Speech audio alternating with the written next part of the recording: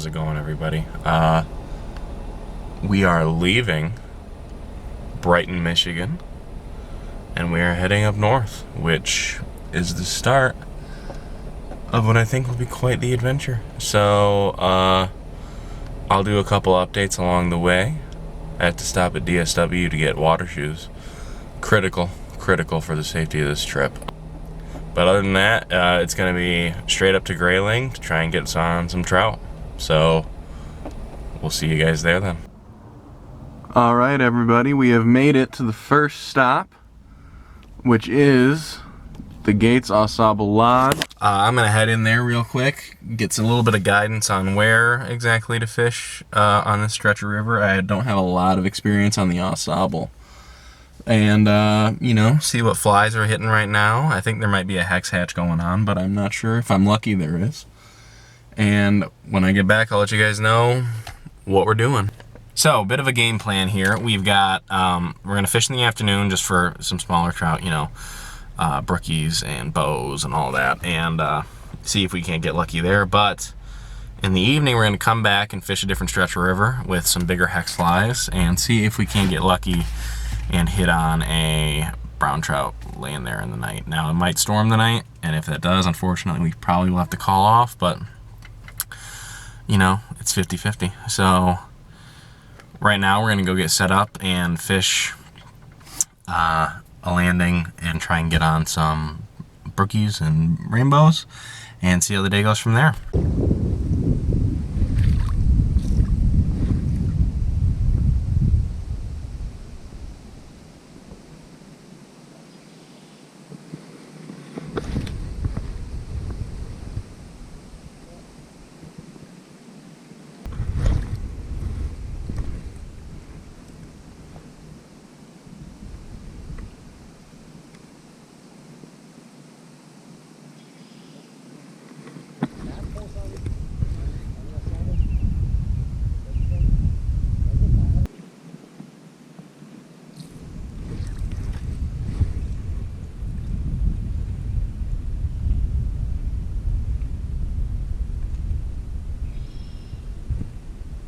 Got off the river. We did have a hit on a bleed head down at the bottom of the water column. So that was the one fish we had hit, but it wasn't very big, and he popped off as soon as I kind of started to, reel him in, of course.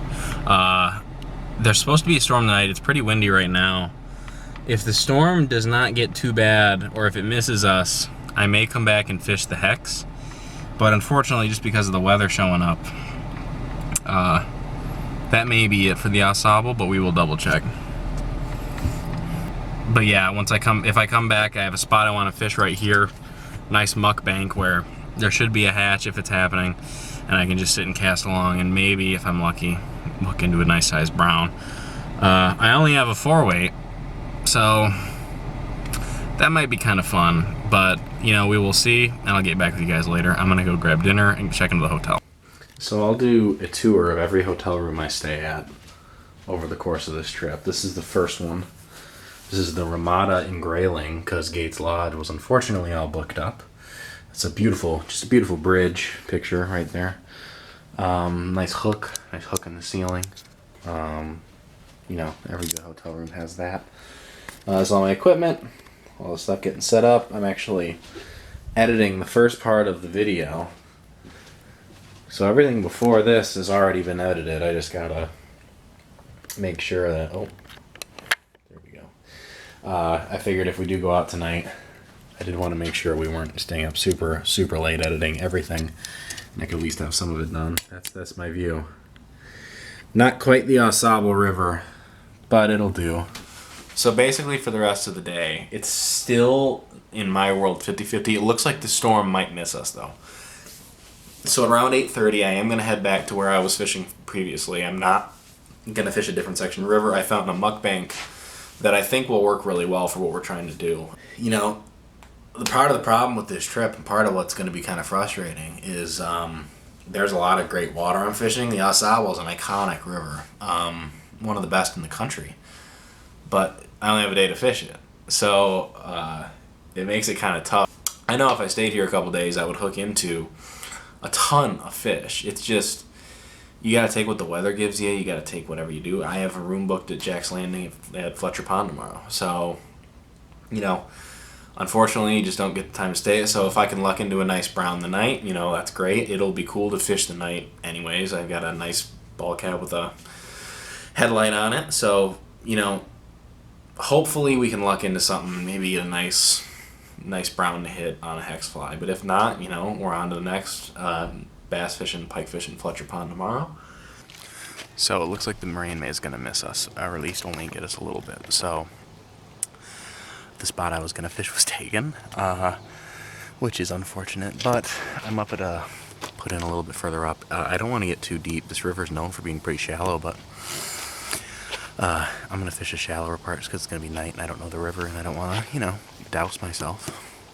But it's getting dusk here. It's going to be hex. Obviously, you guys are going to be able to see a lot until maybe I hook into something. But we're going to get out there and see if we can get on something. It's all quiet.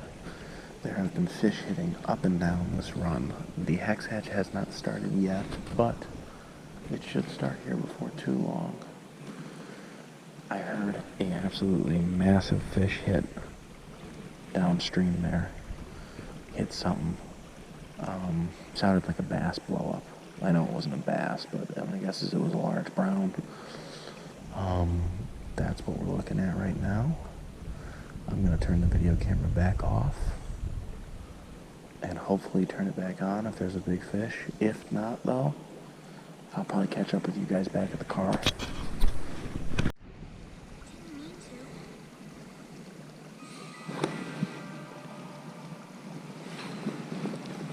Gotta stay entertained on the river.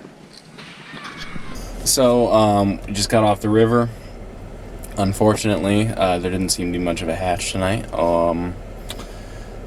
It just is what it is. I can't be up too late because we have something planned for tomorrow. So, my logic with this is, the AuSable is probably the easiest river for me to get to. It's only about 2 hours from my house.